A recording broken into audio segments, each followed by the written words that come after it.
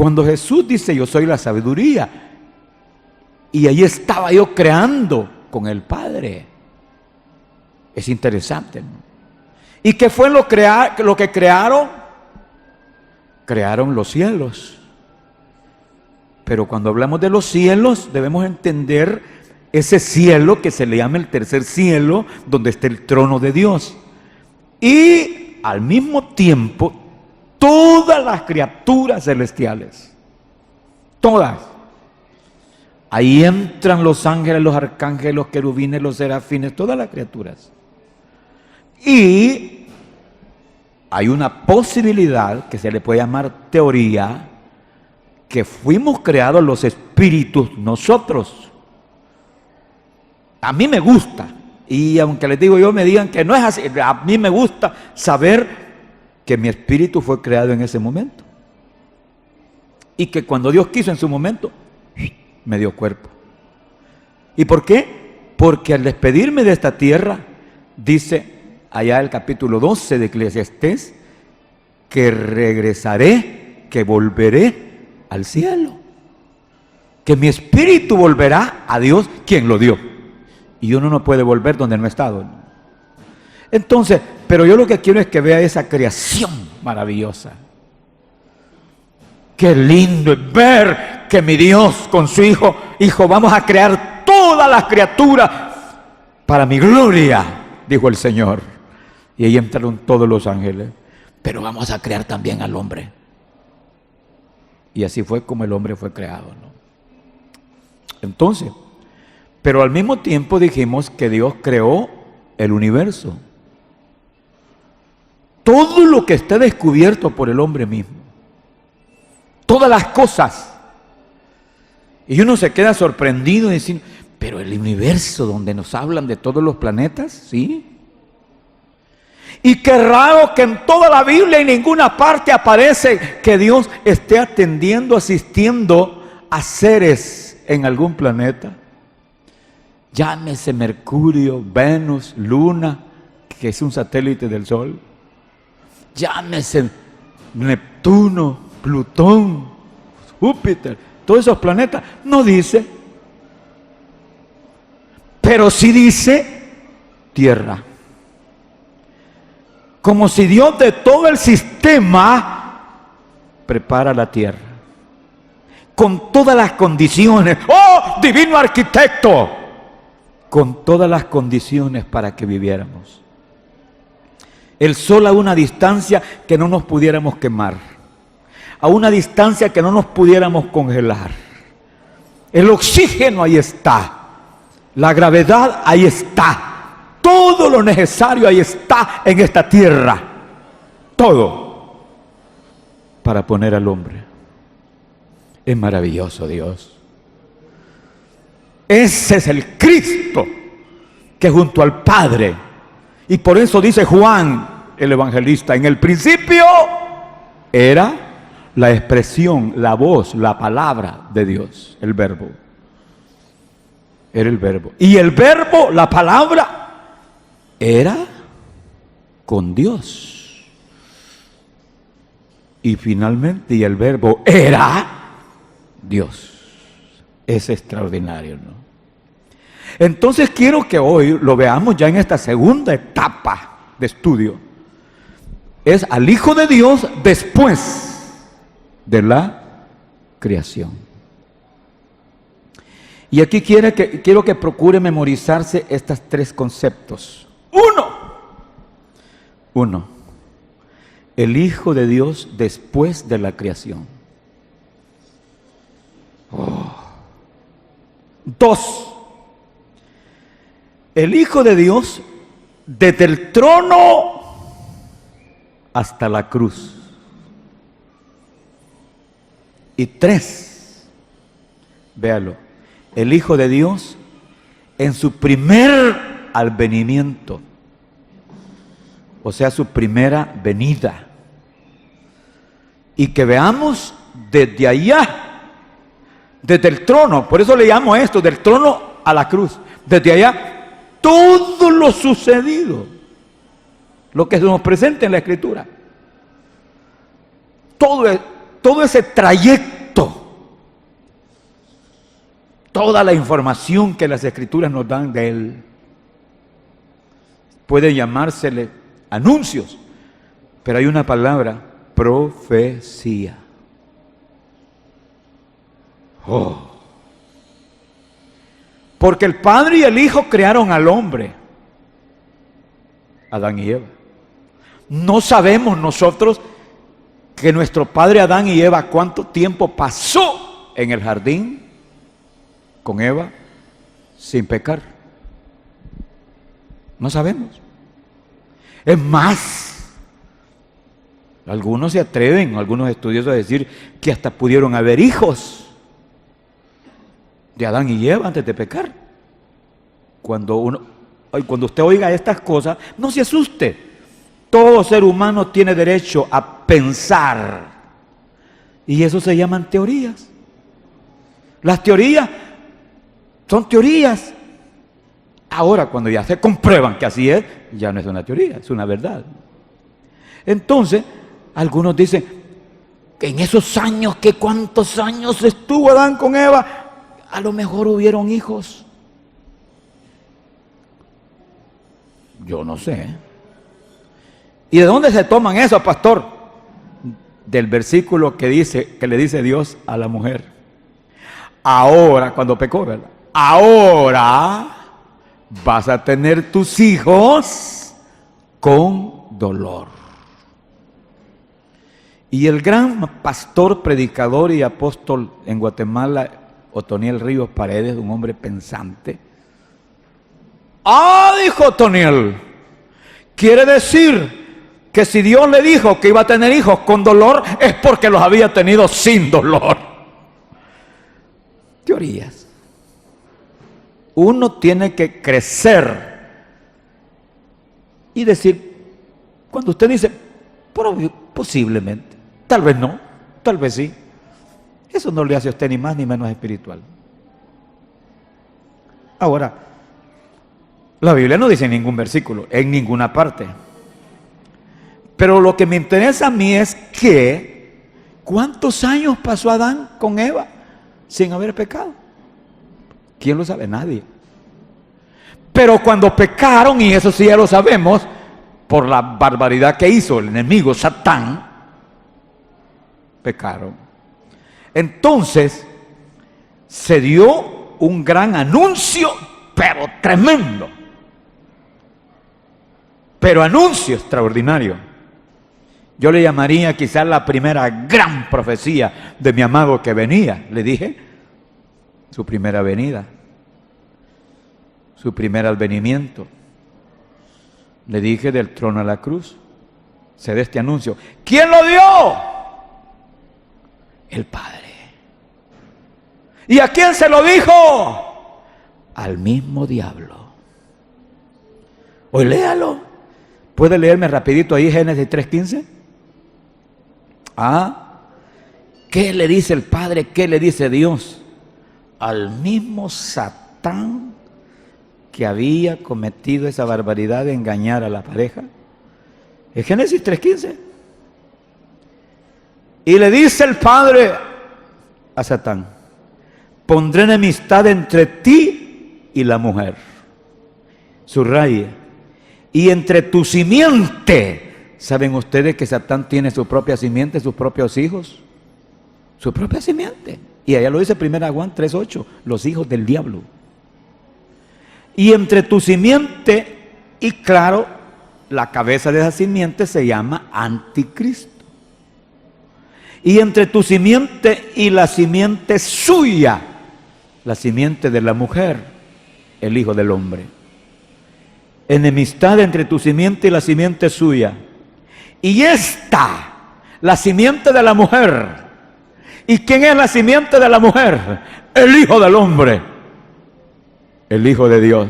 Y esta, ¿qué le dice el Padre al mismo diablo? Y esta te herirá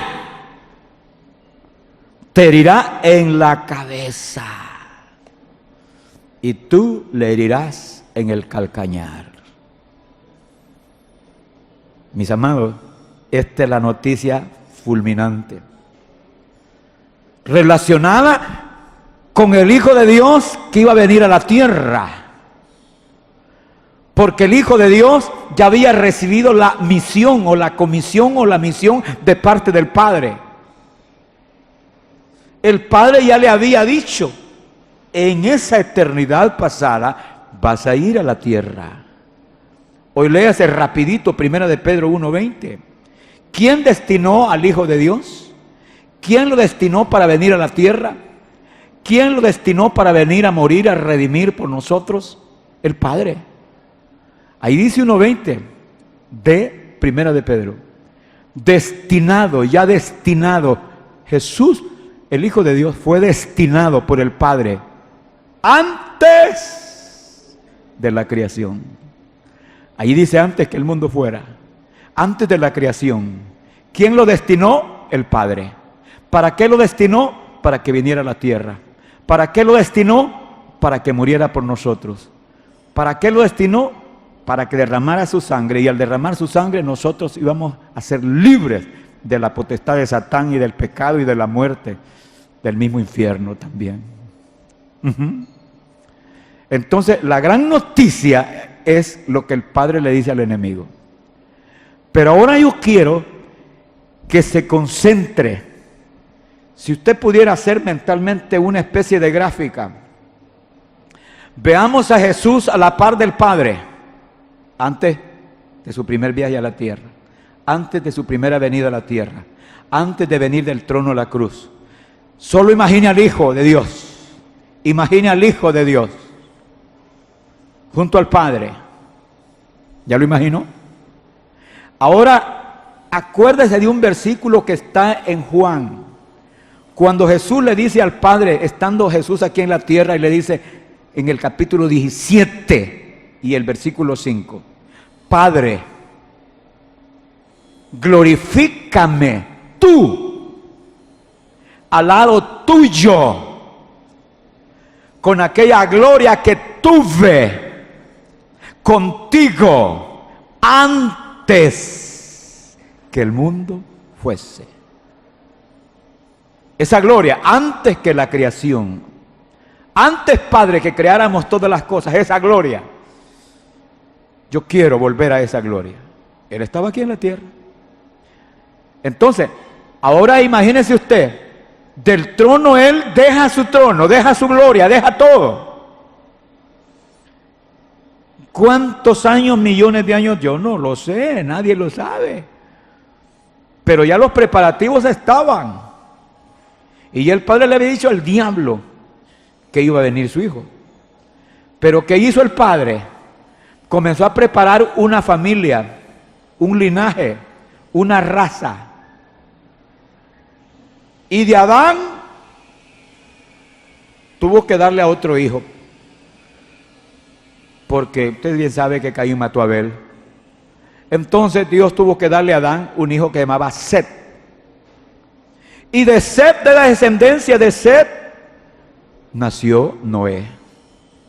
El Padre estaba pensando ya en el advenimiento de su Hijo a la tierra, hacerse un hombre para redimir. Y Set, le dije, que es el padre ascendente de Noé. Y Noé es el padre de Sem.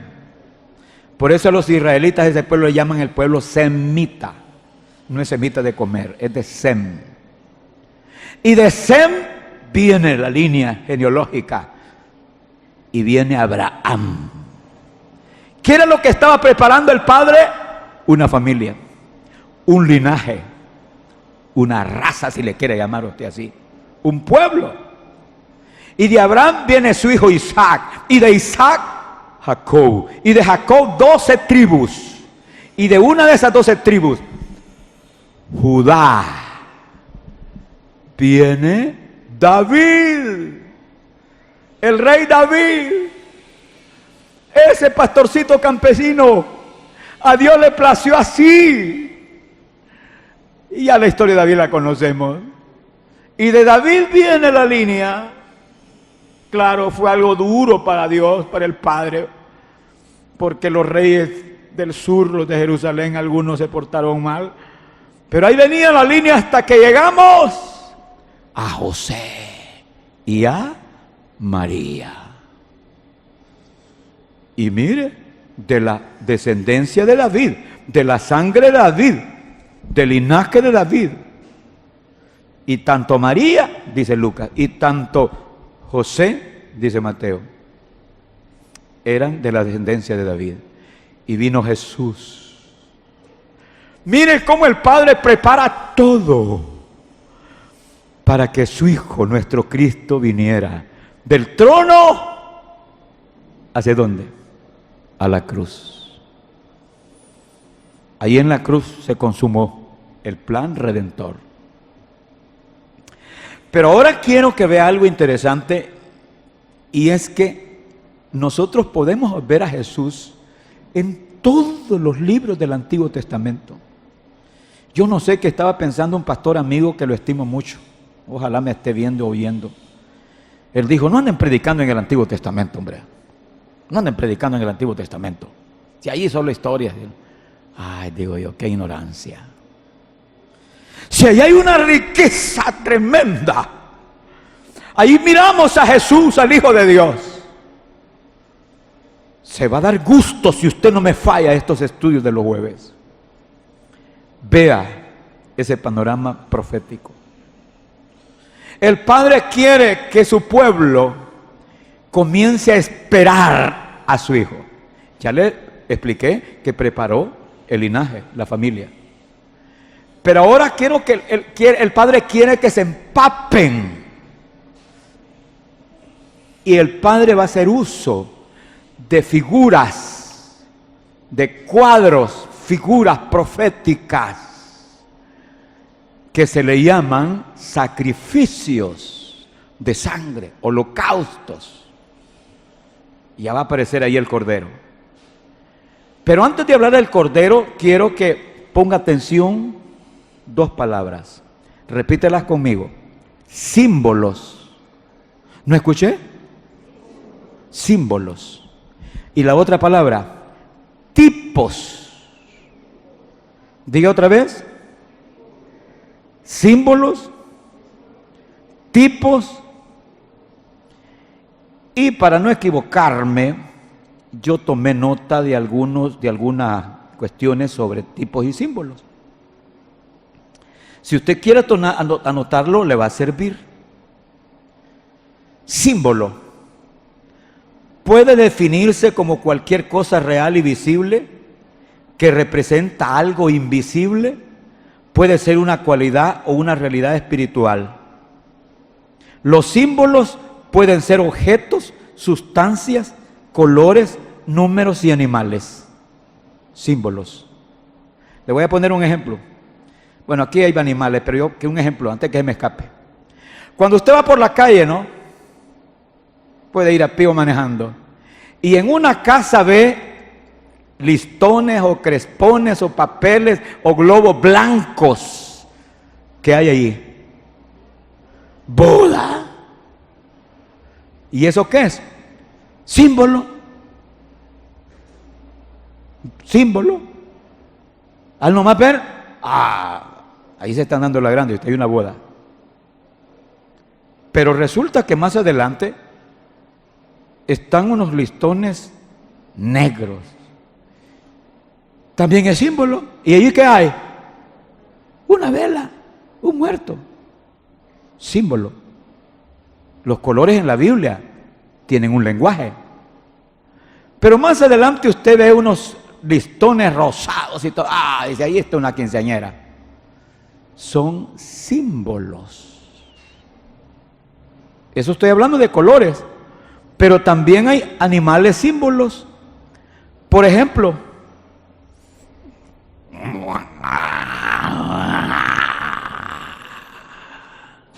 el león. ¿Usted quiere simbolizar la fuerza? ¿Va a poner un ratoncito o va a poner un león?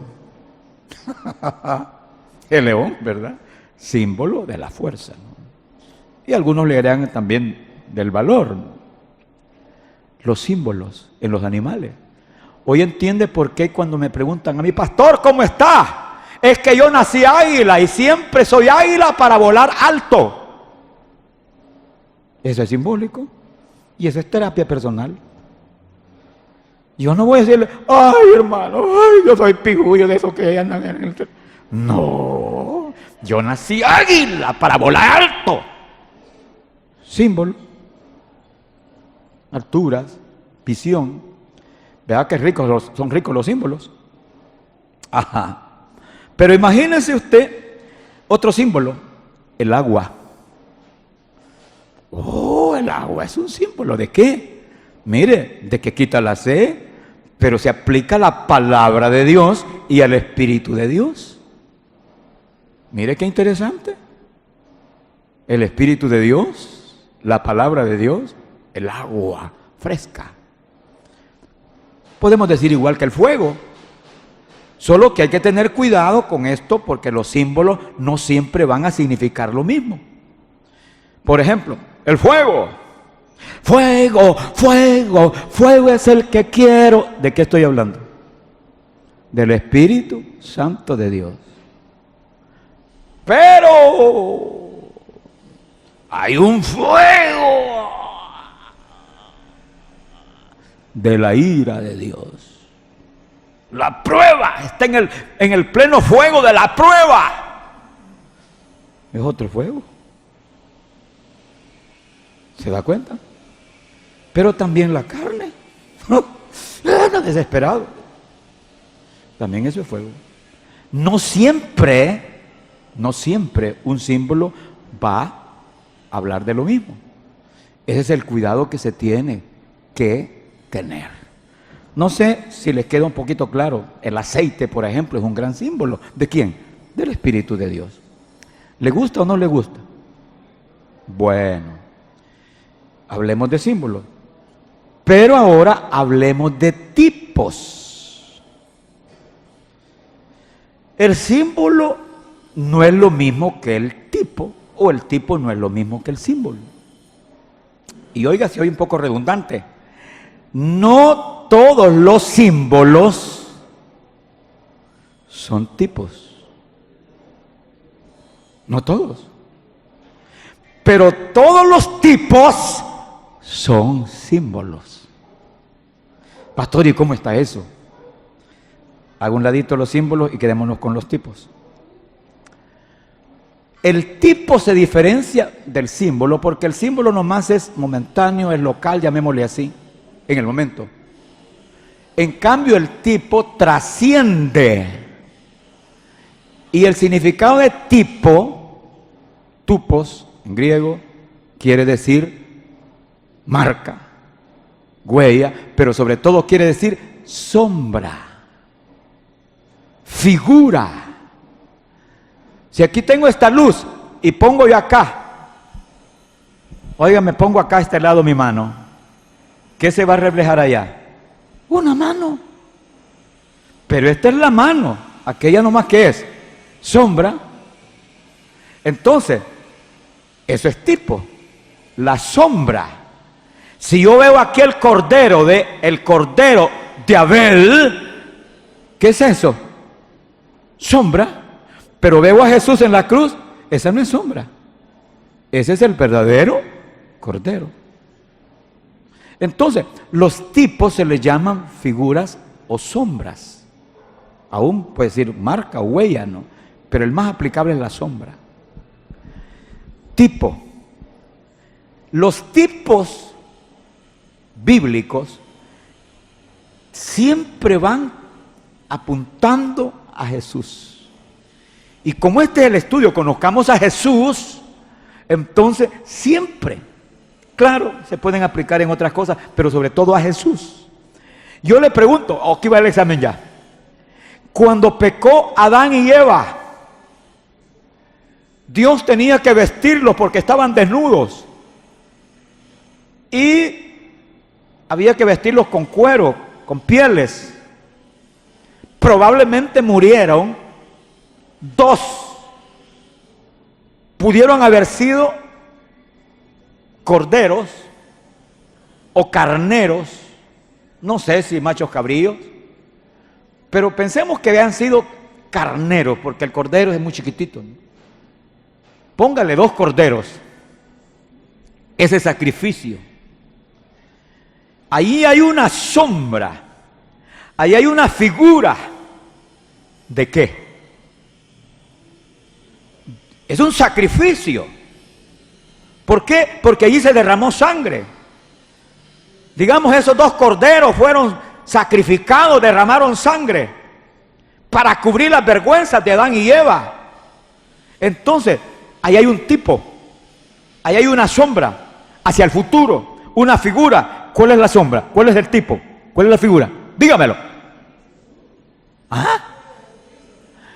El sacrificio de Cristo en el Calvario. ¿Comprende la tipología que rica es, no? El sacrificio de Cristo. Y es rico. Imagínense el cordero de Abel.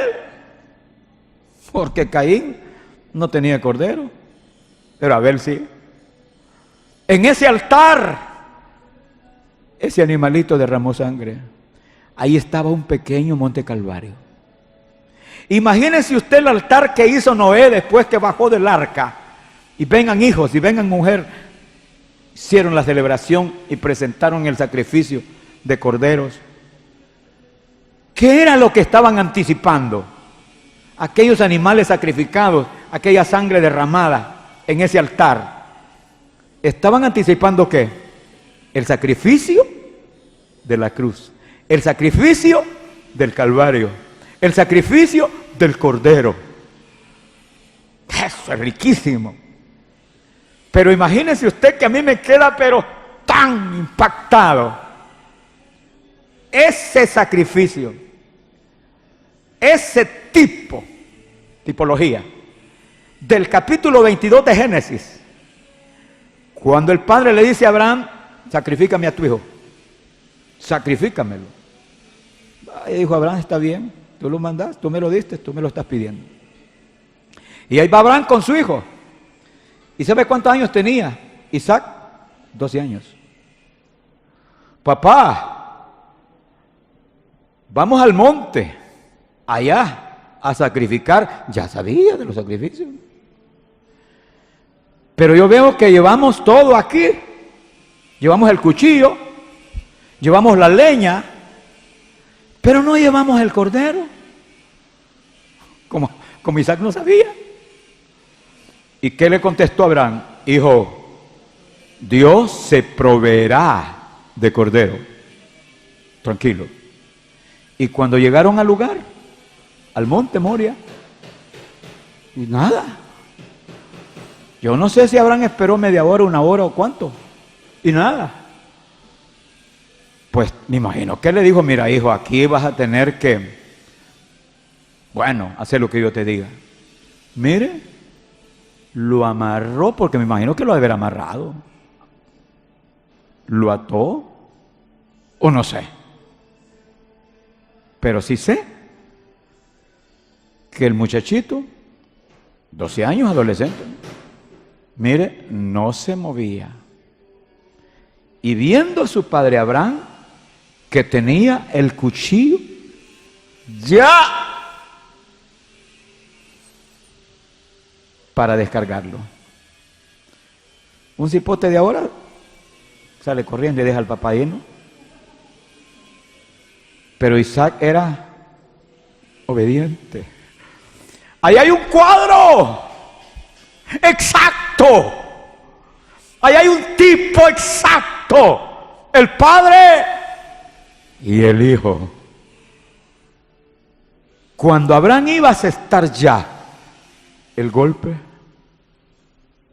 Dios le dice, Abraham, no lo hagas. Ya sé que me obedeces. Ya sé que me temes. No lo hagas. Y Abraham no lo hizo. Y en eso estaba cuando allá en un zarzal, ¿quién estaba ahí? Un carnero. Y entonces trajo Abraham al carnero y lo sacrificó. ¿Sabe cómo se llama eso? Sustituto. ¿Cómo se llama? ¿Quién sustituyó a Isaac? El carnero. Es el mismo cordero, solo que está más grande. Lo sustituyó. Es el cuadro profético más bello que hay. Porque ahí está el Padre sintiendo. Abraham sentía. ¿Qué sentía? No lo sabemos. ¿Qué sintió el Padre cuando su Hijo está en la cruz? Para Jesús no hubo sustituto. Él era el sustituto de nosotros. ¡Qué cuadro más bello! ¿Verdad que es linda la tipología? Ahí estaba Isaac para ser sacrificado, pero fue sustituido por el Cordero que derramó la sangre. Ese es un cuadro perfecto, un tipo perfecto de lo que iba a ser 2000 años después. Porque se sabe que Abraham a Cristo 2000 años. 2000 años después, lo que iba a ocurrir en el monte Calvario. Ya no era Abraham, era el Padre. Ya no era Isaac, era Jesús. Era el Cordero de Dios que quita el pecado del mundo. ¿Verdad que es maravilloso? ¿Comprendemos la tipología que es eso? El Cordero es un símbolo. Es un símbolo. ¿Por qué? Porque es manso. Un animalito sencillo y manso, obediente, sumiso. Por eso es símbolo de Jesús. Pero se convierte en tipo. ¿Por qué? Porque se aplica hacia el futuro. Tipo profecía hacia el futuro. Es maravilloso. Ahora quiero que usted, que salga de ustedes, deme otro tipo de Jesús. Ya le di el del Cordero. Porque los tipos se aplican en animales como el Cordero. Puede ser el carnero, que es el mismo Cordero más grande. Puede ser un macho cabrillo, en el caso cuando se lo aplicaron a Jesús, cuando estaba en medio de 2 ladrones. Podría ser también un becerro, un buey que sufre hasta la muerte. Se aplica. Aún las palomas, en la sencillez de las palomas, se aplica la tipología, porque sacrificaban una paloma y la otra la embadurnaban con la sangre de esa paloma y el agua y la soltaban y salía volando. Y esas 2 palomas, una muerta y la otra salía volando. ¿De qué habla? Tipología de Jesús cuando muere, pero también de Jesús cuando resucita. ¿Verdad? Qué lindo. Pero quiero que usted me dé un caso bíblico de un tipo aplicado a Cristo. Aplicado a Cristo. Vamos a ver.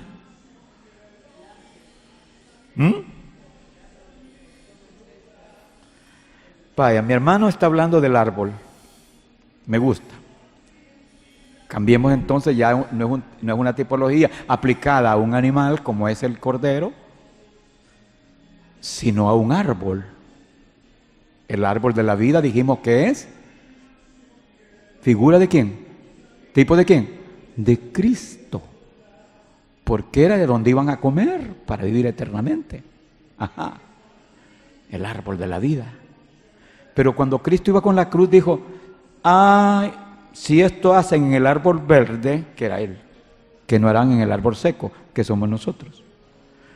Pero me gusta lo que está en Éxodo capítulo 15, cuando el pueblo va rumbo a Canaán. Y ahí van toda la familia,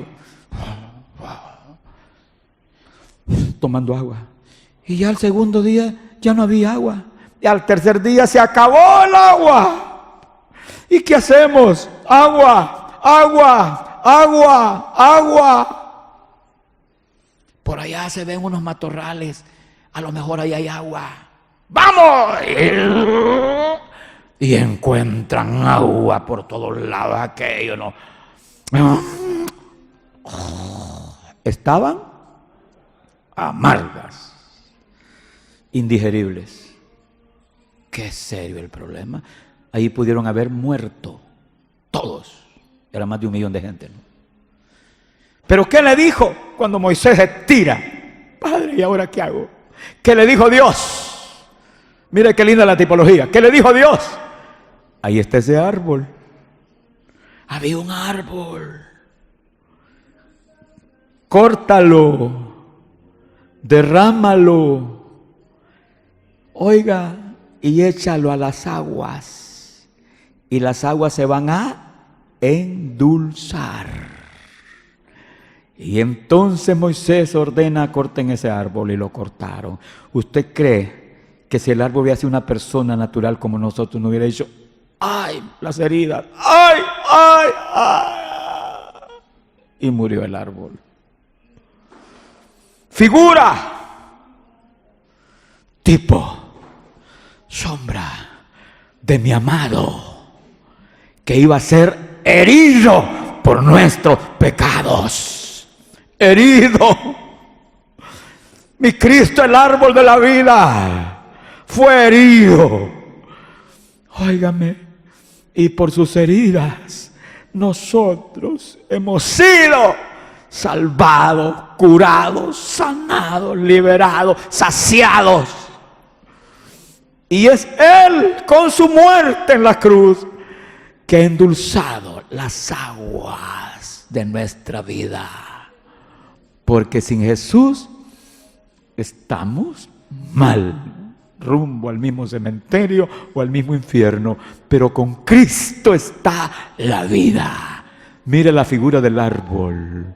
El árbol que murió, que fue derramado, que fue herido por causa de aquel pueblo. El pueblo se sació. Ahora nuestro árbol de la vida es Cristo Jesús, que murió en la cruz del Calvario. Démele honra y gloria en esta hora. Diga gloria a tu nombre. Comprendemos lo que significa la tipología. Tipo trasciende la figura, la sombra hacia el futuro. Ya vimos al cordero, ya vimos al árbol, pero ¿qué le parece si vemos un objeto que no es un árbol, ni es un animalito, ni es una persona, sino simplemente un objeto, una cosa, una piedra, una roca? Una roca. Moisés, tenemos sed. Ese es otro caso. No hay agua. Padre, ¿qué hago? Este pueblo quiere agua.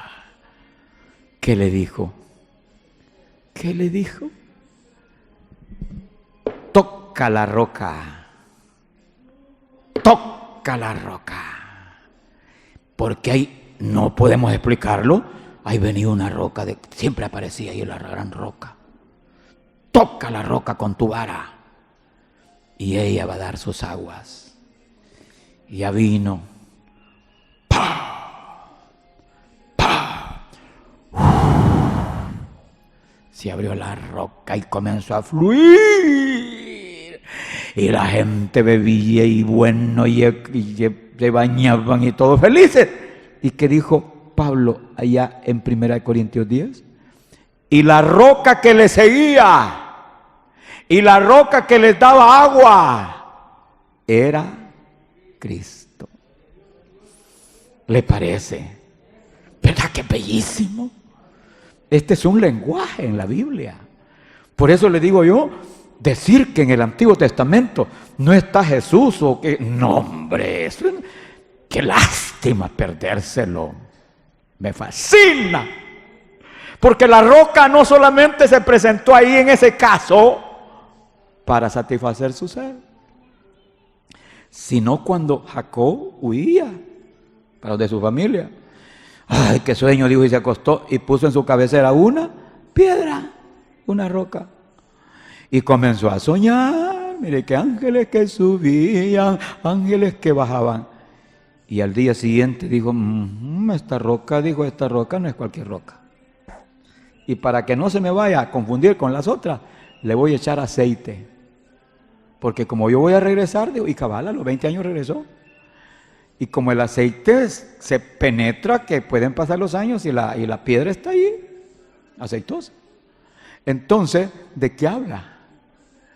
¿Quién es esa roca? Jesús.